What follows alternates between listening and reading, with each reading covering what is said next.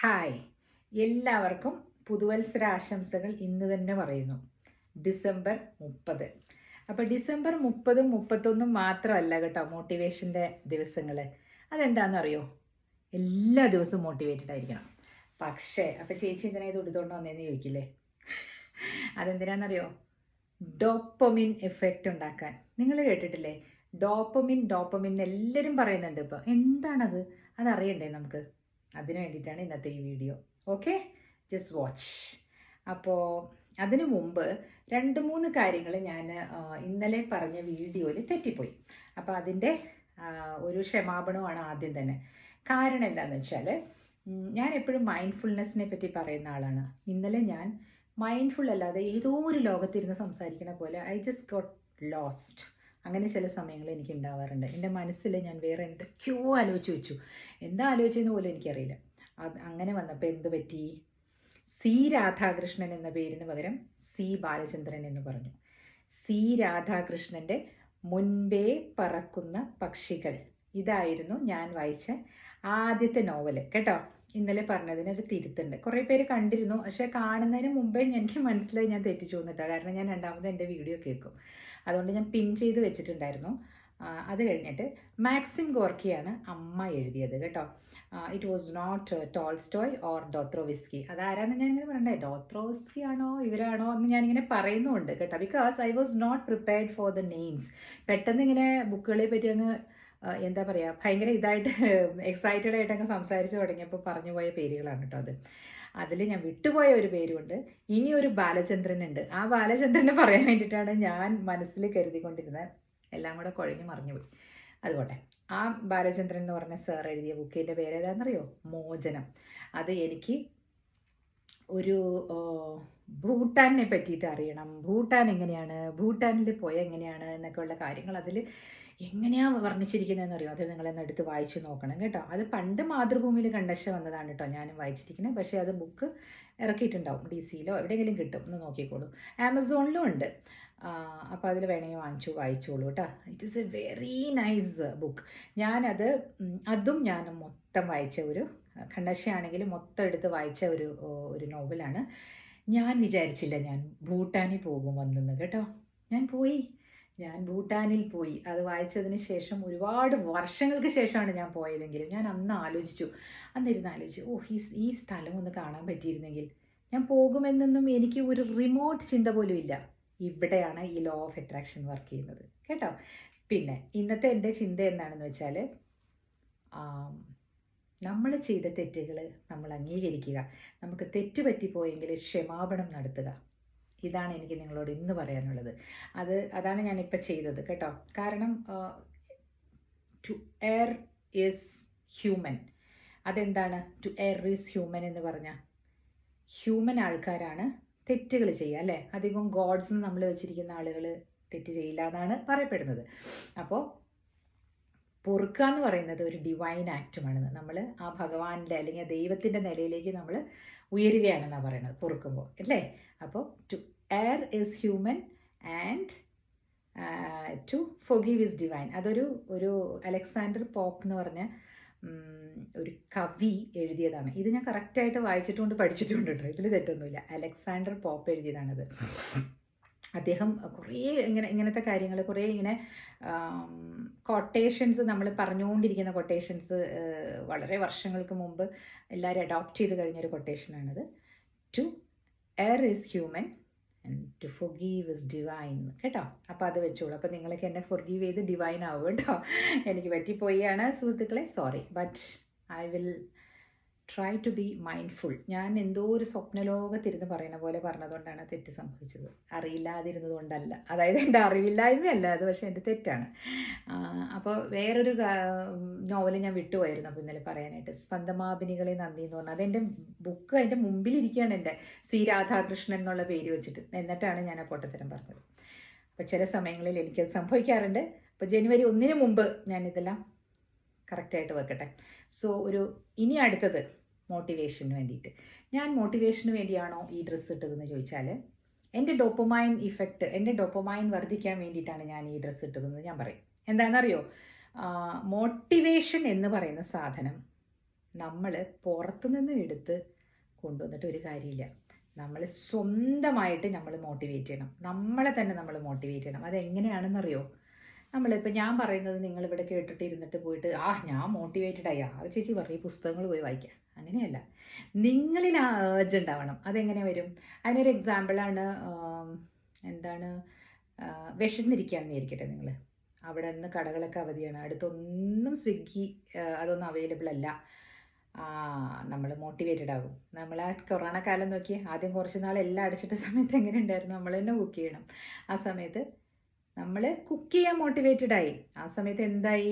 Cooking ചാനൽസിനൊക്കെ ഇഷ്ടം പോലെ കാശ് കിട്ടി അല്ലേ? റിപ്പിൾ ഇഫക്റ്റ് അത് കണ്ടില്ലേ? അല്ലെങ്കിൽ ഒരു ബട്ടർഫ്ലൈ ഇഫക്റ്റ് എന്നൊക്കെ പറയുന്ന സാധനം. യൂണിവേഴ്സിന് നമ്മുടെ സ്പന്ദനം പോലും അറിയാം എന്ന് പറയുന്ന പോലെയാണ് ആ ഇഫക്റ്റ്.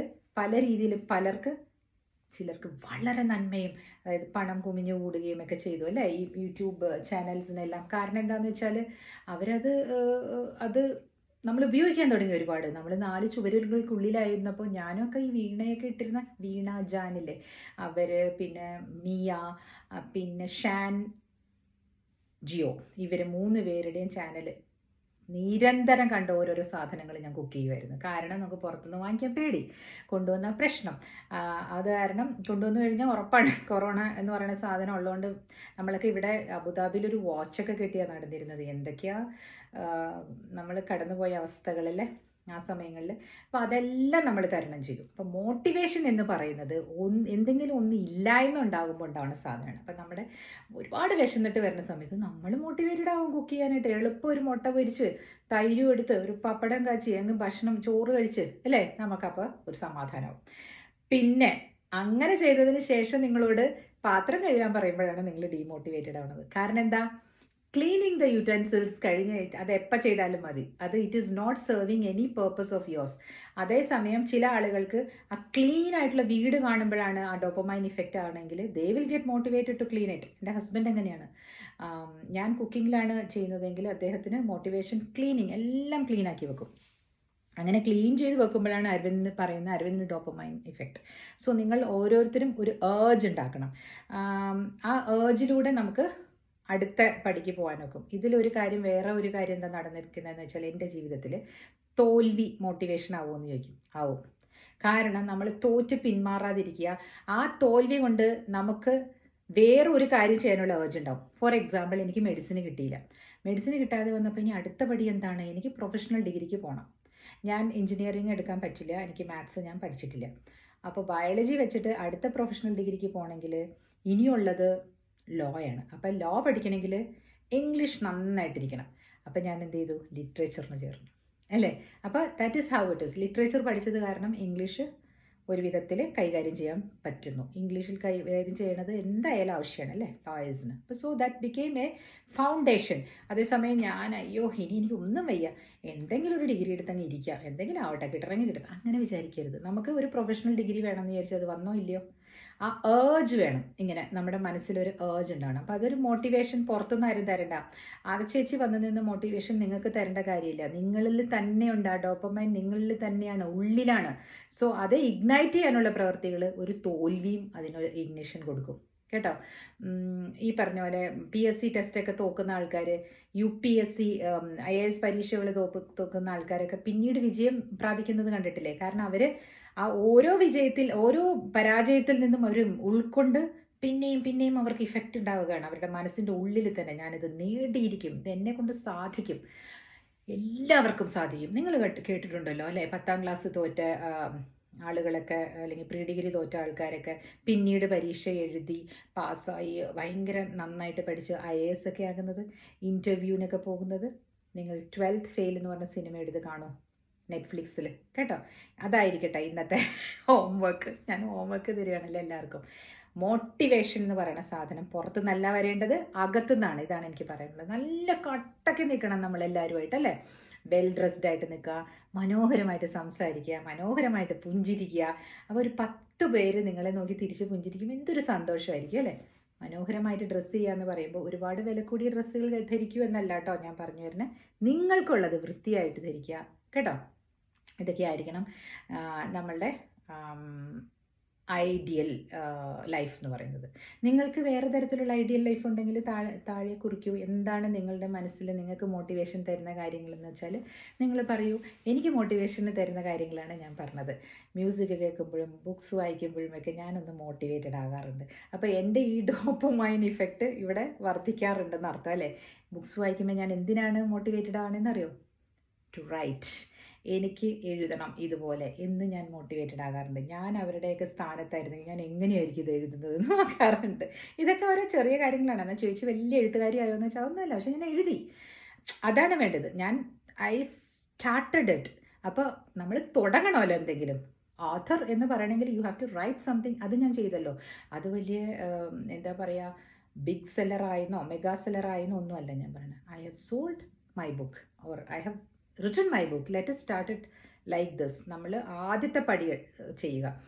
ആദ്യത്തെ പടി ചെയ്തിട്ട് വേണം നമ്മൾ അവസാനത്തെ പടിയിലേക്ക് എത്താൻ എന്നുള്ളത് നോക്കണം. ഓരോ റഗ്ഗും നമുക്ക് ഇമ്പോർട്ടൻ്റ് ആണ് അല്ലേ. റഗ് ഓഫ് ദ ലാഡർ എന്ന് പറയത്തില്ലേ.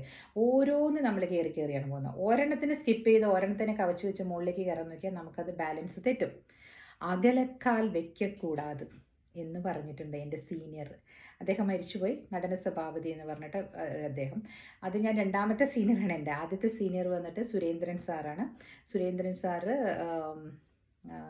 കാലിക്കറ്റ് ലോ ചേംബേഴ്സ് എന്ന് പറഞ്ഞിട്ടൊരു ലോ ഫേം ഉണ്ട് അദ്ദേഹത്തിന് എറണാകുളത്ത്. അവിടെയാണ് അദ്ദേഹത്തിൻ്റെ വീടിൻ്റെ മുകളിൽ തന്നെയാണ് ഓഫീസ്. അപ്പോൾ സുരേന്ദ്രൻ സാറിന് 50ാമത്തെ എന്താ വർഷമാണ് എൻറോൾമെൻറ്റിൻ്റെ. ഇപ്പം ഞങ്ങളൊക്കെ പോകുന്നുണ്ട് അതിന്. എറണാകുളത്ത് പോകണം സാറിനെ വിഷ് ചെയ്യാൻ വേണ്ടിയിട്ട്. അപ്പോൾ അതൊക്കെയാണ് എൻ്റെ വിശേഷങ്ങൾ. നിങ്ങൾ നിങ്ങളുടെ വിശേഷങ്ങൾ പങ്കുവയ്ക്കാൻ പറ്റുന്നതെല്ലാം താഴെ കുറിക്കുക. പിന്നെ ഈ മോട്ടിവേഷൻ എന്ന് പറഞ്ഞ് ഞാൻ തരുന്നുണ്ടായിരുന്നില്ലേ, ലൈക്ക് പണം എല്ലാവർക്കും ഉണ്ടാക്കാം, ദരിദ്രനായിട്ട് മരിക്കുന്നതാണ് കുഴപ്പം. അതൊക്കെ പല സ്ഥലത്തു നിന്ന് കേട്ട കാര്യങ്ങൾ തന്നെയാണ് കേട്ടോ. അതിനകത്ത് ഒരാൾ വന്ന്, ഞാൻ ഡിലീറ്റ് ചെയ്ത കമൻറ്റാണ്, പക്ഷേ ഞാൻ പറയാറുണ്ടല്ലോ എനിക്ക് നെഗറ്റീവ് വന്നു കഴിയുമ്പോൾ ഞാൻ ഡിലീറ്റ് ചെയ്തേക്കും കേട്ടോ. എന്താണെന്ന് വെച്ചാൽ എനിക്കൊരു വിഷമമൊന്നും, ചിലതൊക്കെ ഞാൻ വിടും, എല്ലാവരും കണ്ടോട്ടെ എന്നായിരിക്കും. ഇതിനകത്ത് അദ്ദേഹം എഴുതിയിരിക്കുന്നത്, അത് പണക്കാർ പറയട്ടെ, നിങ്ങളാരാ പറയാമെന്ന്. സുഹൃത്തുക്കളെ, അല്ലെങ്കിൽ കേൾക്കുന്ന ജനങ്ങളുണ്ടല്ലോ, എൻ്റെ സുഹൃത്തല്ല, ഞാൻ നിങ്ങളുടെ സുഹൃത്തൊന്നുമല്ല എന്ന് പറയുന്നുണ്ടായിരുന്നു ഒരാൾ ഇതിനതിൽ. പോട്ടെ, ആ സുഹൃത്തല്ലാത്തവരെ കേൾക്കുന്നവർ ഒന്ന് ആലോചിച്ചോളൂ. എൻ്റെ വെൽത്ത് എന്ന് പറയുന്നത് എൻ്റെ മനസ്സിലാണ്. ഞാൻ വെൽതി ആണെന്ന് എനിക്ക് തോന്നുന്നുണ്ടെങ്കിൽ യെസ്, ഐ ആം വെൽതി. അതാണ് നിങ്ങളിൽ ഞാൻ ആഹ്വാനം ചെയ്യുന്നത്. വെൽത്ത് എന്ന് പറയുന്നത് ബാങ്കിൽ കിടക്കുന്ന കാശല്ല, കാണാൻ പറ്റാത്തതാണ് വെൽത്ത് അല്ലേ. പല കാര്യങ്ങളുണ്ട്. മനസ്സിൻ്റെ നന്മയുണ്ട്, നമ്മൾ ചെയ്ത തെറ്റുകൾ അംഗീകരിക്കുന്ന മനസ്സുണ്ട്. ഇതൊക്കെ ആയിരിക്കണം വെൽത്ത് എന്ന് പറയുന്നത്. അക്കാര്യത്തിൽ ആ ചേച്ചിക്ക് വെൽത്ത് ഉണ്ടെന്നല്ലേ തോന്നുന്നത്. അല്ലെങ്കിൽ യൂട്യൂബിൽ വന്നു നിന്ന് ഇങ്ങനെ പറയാൻ പറ്റുമോ? ആലോചിച്ച് നോക്ക്. എത്ര വക്കീലന്മാരുണ്ട് ഇങ്ങനെ വന്നു നിന്നിട്ട് സ്വന്തം കഥ ഇങ്ങനെ തുറന്നിങ്ങനെ കാണിക്കുന്നത്. എല്ലാവരും മൂടി വെക്കും ചില സമയത്ത്. എന്താണെന്നറിയോ? കാരണം അവർക്ക് എല്ലാം പറയാൻ പറ്റില്ല. കുറച്ച് പേരൊക്കെ ഉണ്ട് കേട്ടോ, ഇല്ല എന്നല്ല ഞാൻ പറയണേ, വളരെ വിരളമാണ്. പിന്നെ വേർക്കുന്നു, കാരണം ഞാൻ പറഞ്ഞല്ലോ AC ഓഫാക്കിയിട്ടാണ് ഞാനിത് ചെയ്യുന്നത്. അപ്പോൾ ഇതിൻ്റെ പിന്നിലൊരു ത്യാഗമുണ്ട്. ഇവിടെയൊക്കെ AC ഓഫാക്കി നിൽക്കുക എന്ന് പറഞ്ഞിട്ടുണ്ടല്ലോ, കൊട്ടും. എത്ര മഞ്ഞ് ഇവിടെ രാത്രി ഉണ്ടെങ്കിലും പകൽ we cannot live without AC because you cannot open the Windows. എന്തായിരുന്നു പറഞ്ഞു വന്നതിൻ്റെ ഫ്ലോ പോയ കണ്ട. ശരി. അപ്പോൾ നിങ്ങൾ നാളെ മറ്റന്നാൾ ന്യൂ ഇയറിന് റെസൊല്യൂഷൻ അങ്ങനെയൊന്നും വേണ്ട. എല്ലാ ദിവസവും നിങ്ങൾക്ക് മോട്ടിവേഷൻ ആയിരിക്കണം. നിങ്ങൾ കഴിഞ്ഞ വർഷത്തെയാണ് നിങ്ങൾ എഴുതി നോക്കേണ്ടത്. എന്താണ് നിങ്ങൾ ചെയ്തതിൽ നല്ല പ്രവൃത്തികൾ എന്ന് നോക്കൂ. നല്ല പ്രവൃത്തികൾ തീർച്ചയായിട്ടും നിങ്ങൾ ചെയ്തിട്ടുണ്ടാകും. നിങ്ങൾ എന്താണ് മോശം പ്രവൃത്തികൾ ചെയ്തെന്ന് നോക്കൂ, തീർച്ചയായിട്ടും അതിനൊരു ലിസ്റ്റ് ഉണ്ടാവും. അതെല്ലാമാണ് നമ്മൾ മാറ്റേണ്ടത്. ഓരോ ദിവസം നിങ്ങളോട് തന്നെ കോമ്പീറ്റ് ചെയ്യുക. ഞാൻ എന്നെ തന്നെ മാറ്റാൻ ശ്രമിക്കുകയാണ്. കാരണം എനിക്ക് വേറെ ആരോടും മത്സരമില്ല, എന്നോട് തന്നെയാണ് എപ്പോഴും ഞാൻ മത്സരിച്ചുകൊണ്ടിരിക്കുന്നത്. ഇതൊക്കെയാണ് എൻ്റെ മോട്ടിവേഷൻ സ്പീച്ച് എന്ന് പറയുന്നത് കേട്ടോ. ഞാൻ അങ്ങനെ പറയുന്ന ആളുകൾ കേൾക്കാറുണ്ട്. ഇങ്ങനെ ക്ലർജീസൊക്കെ അങ്ങനെ പറയുന്നതുണ്ടല്ലോ, അതൊക്കെ കേട്ടിട്ടാണ് വന്ന് പറയാറ്. അതിന് വേണ്ടിയിട്ട് കുറച്ച് സമയം ചെലവഴിക്കുക. സോഷ്യൽ മീഡിയയിൽ ആവശ്യമില്ലാത്ത ഈ മെയിംസ് ഒക്കെ വരുത്തുന്നത്, മീംസ് ദാറ്റ്സ് റൈറ്റ് പ്രൊനൗൺസിയേഷൻ. ഞാൻ ചില സമയത്ത് അത് ME എന്നാകുമ്പോൾ ഞാൻ ചിലപ്പം മെയിംസ് എന്ന് പറയാറുണ്ട്, തെറ്റ്. മീംസ് ഉണ്ടല്ലോ, ഇംഗ്ലീഷിൽ അതിനെ മീംസ് എന്ന് പറയില്ലേ, ആ സാധനം ഇങ്ങനെ വരുമല്ലോ. അതെല്ലാം കുറേ കണ്ട് ചിരിച്ച് മറ്റുള്ളവരുടെ ആഭാസത്തരങ്ങൾ കണ്ട് ചിരിക്കാതിരിക്കുക. നിങ്ങളുടെ റെസൊല്യൂഷൻ അതായിക്കോട്ടെ കേട്ടോ. അതായിരിക്കണം. എല്ലാ ദിവസവും രാവിലെ ഞാൻ ഇങ്ങനത്തെ സമയം കളയുന്ന റീൽസൊന്നും ഞാൻ കാണില്ല. നിങ്ങൾക്ക് എൻ്റെ റീൽസോ അല്ലെങ്കിൽ മറ്റുള്ളവരുടെ റീൽസോ സമയം കളയുന്നതാണ് ഇതെന്ന് തോന്നുകയാണെങ്കിൽ ഇത് കാണണ്ട. എന്തിനാ വെറുതെ കാണുന്നത്? അത് കാണുക വേണ്ട, സ്ക്രോൾ ചെയ്ത് പൊക്കോളൂ. നിങ്ങൾക്ക് ഉപകാരപ്രദമാകുന്നു എന്നുള്ളത് മാത്രം കാണുക. അത് ഈ ന്യൂ ഇയറോട് കൂടി നമ്മൾ അങ്ങനെ ചിന്തിച്ചുകൊണ്ടിരിക്കണം. ആവശ്യമില്ലാതെ സമയം കളഞ്ഞിട്ടോ, അതുകൊണ്ട് എന്ത് ടേക്ക് അവേ എന്തെങ്കിലും ഉണ്ടെങ്കിൽ കണ്ടോളൂ കേട്ടോ. ഇപ്പം ടേക്ക് അവേ ഇല്ലാത്ത സാധനങ്ങൾ ചെയ്യരുത്. ബുക്സ് ആണെങ്കിലും നമ്മൾ ചിലർക്ക് കുറ്റാന്വേഷണ നോവലുകളൊക്കെ വായിച്ച് ഇങ്ങനെ ഭയങ്കര ഇതാണെന്നൊക്കെ പറയാറുണ്ടല്ലേ. എന്നോട് ചോദിച്ചാൽ ഞാൻ ആ ജോൺറെ വായിക്കാറേ ഇല്ല കേട്ടോ. എൻ്റെ ടൈപ്പ് അല്ല അത്. ചിലപ്പോൾ ചിലർക്ക് അതിൽ നിന്ന് ഡോപ്പമൈൻ കിട്ടുന്നുണ്ടോ ആർക്കറിയാം. പക്ഷെ സ്റ്റിൽ ഒരു സാധാരണ രീതിയിൽ ചിന്തിക്കുമ്പോൾ ഐ വിൽ ഓൾവേസ് തിങ്ക് എന്തിനാണ് നമ്മൾ അങ്ങനത്തെ ജോൺറെ വായിക്കണമെന്ന് ചിന്തിക്കാറുണ്ട്. നിങ്ങളോ? അപ്പോൾ നിങ്ങളുടെ പുതുവർഷം ഒരുപാട് നിങ്ങൾക്ക് ഡോപ്പമൈൻസ് ഉണ്ടാക്കാൻ പറ്റട്ടെ, നിങ്ങൾക്ക് അതനുസരിച്ച് പ്രവർത്തിക്കാൻ പറ്റട്ടെ എന്ന് ആശംസിക്കുന്നു. നാളെയും ഞാൻ വീഡിയോ ഇടുമായിരിക്കും. എന്നാലും കുറച്ച് കഴിഞ്ഞിട്ട് ഞാനൊന്ന് വരുന്നുണ്ട്, ലൈവിൽ വരുന്നുണ്ട്. ബിക്കോസ് ഇന്ന് 30 ആയതുകൊണ്ട് ഇന്നാണ് ബെറ്റർ എന്ന് എനിക്ക് തോന്നുന്നു. ഇന്ന് 30 ആണോ 29 അല്ലേ? നാളെയും മറ്റന്നാളും 30, 31. അപ്പോൾ ഇന്ന് ചിലപ്പം ഈ വീഡിയോ അപ്ലോഡ് ചെയ്ത് കഴിയുമ്പോൾ ഞാൻ വരും കേട്ടോ. അല്ലാതെ ഡിസംബർ 30, 31 മാത്രമാണ് തലേദിവസം വന്നിരുന്ന് നമ്മൾ അയ്യോ റെസൊല്യൂഷൻ എടുക്കട്ടെ അങ്ങനെ വിചാരിക്കേണ്ട. ഇനി മുതലുള്ള എല്ലാ ദിവസവും 2025 എല്ലാ ദിവസവും നിങ്ങൾക്ക് ഓരോരോ തരത്തിലുള്ള പഠനമായിരിക്കണം. നിങ്ങളെ തന്നെ പഠിക്കുക. ഉറങ്ങാൻ കിടക്കുമ്പോഴും അവലോകനം ചെയ്യുക. You will be A better person next year കേട്ടോ. ചിയേഴ്സ്. അപ്പോൾ നമുക്ക് എനിക്ക് സബ്സ്ക്രൈബേഴ്സിനെ ആവശ്യമുണ്ട്. അതുകൊണ്ട് എല്ലാവരും ഒന്ന് സബ്സ്ക്രൈബ് ചെയ്യുക. This is my request. കാരണം സബ്സ്ക്രൈബ് ചെയ്യുമ്പോഴാണല്ലോ എനിക്ക് മോട്ടിവേഷൻ ഔട്ട്സൈഡിൽ നിന്ന് കിട്ടുക. അല്ലെങ്കിൽ ഞാൻ ഇനിയും നിങ്ങളെ ഇതുപോലെ മോട്ടിവേറ്റ് ചെയ്തുകൊണ്ടിരിക്കും. So that I will get more subscribers അല്ലേ. അപ്പോൾ എന്നാലും പുറത്തു നിന്നുള്ള മോട്ടിവേഷനേക്കാൾ ഉപരി ആയിക്കോട്ടെ, നമ്മുടെ മനസ്സിൻ്റെ ഉള്ളിലുള്ള ഡോപ്പമൈൻ ഇഫക്റ്റ് വർദ്ധിപ്പിക്കാൻ നമ്മൾ ശ്രമിക്കുക. ഓക്കെ. പിന്നെ നേരത്തെ പറഞ്ഞ ബുക്കുകളിലേക്കൊക്കെ ഒന്ന് പോയി നോക്കുക. പിന്നെ ഏതോ ഒരു സിനിമയുടെ കാര്യം ഞാൻ പറഞ്ഞായിരുന്നു കുറച്ച് മുമ്പേ ഉള്ള ഇതിൽ, എന്നിട്ട് അത് തെറ്റിപ്പോയി. ആ വീഡിയോ ഞാൻ കളഞ്ഞു. അത് ആ മൂവിയുടെ പേരെന്തായിരുന്നു? അക്ഷരം സിനിമ നിങ്ങൾ കണ്ടായിരുന്നോ? കണ്ടിട്ടുള്ളവരൊന്ന് ഇതിൽ പറയണേ. മമ്മൂട്ടി, സീമ, പിന്നെ സുഹാസിനി. ഐ വി ശശിയുടെ കഥ, ഐ വി ശശിയുടെ സംവിധാനം, നമ്മുടെ MT വാസുദേവൻ നായർ എഴുതിയ കഥയാണെന്ന് പറയുന്നു. അപ്പോൾ ഇന്നലെ നല്ല എല്ലാവരും അത് കയറി കാണുന്നുണ്ട്. ആത്മകഥാംശം ഉണ്ട് അതിനകത്തുനിന്ന് ആരോ പറയുന്നത് കൊണ്ട് എല്ലാവരും കയറി കാണുന്നുണ്ട്. കയറി കണ്ടു നോക്കിക്കോളൂ. അതിൽ നിന്ന് ചില പാഠങ്ങൾ ഉൾക്കൊള്ളേണ്ടതുണ്ട് കേട്ടോ. പാഠങ്ങൾ എന്താണെന്ന് നിങ്ങൾ തന്നെ കണ്ടുപിടിക്കുക അതിൽ. കാരണം ഞാൻ ഉൾക്കൊണ്ട പാഠങ്ങളായിരിക്കില്ല നിങ്ങൾ ഉൾക്കൊള്ളാൻ പോകുന്നത്. അതേപോലെ എൻ്റെ വീഡിയോയിൽ നിന്ന് നിങ്ങൾ ഇന്ന് എടുക്കേണ്ട പാഠം ഓൺ യുവർ മിസ്റ്റേക്സ് പ്ലീസ്. അത് വളരെ അത്യാവശ്യമാണ്. നമ്മൾക്ക് തെറ്റുപറ്റിയ തെറ്റുകളെല്ലാം നമ്മളുടെ തെറ്റുകളായിട്ട് അങ്ങ് ഓൺ ചെയ്തേക്കാം. Okay. Life will become rocking and simple. Cheers.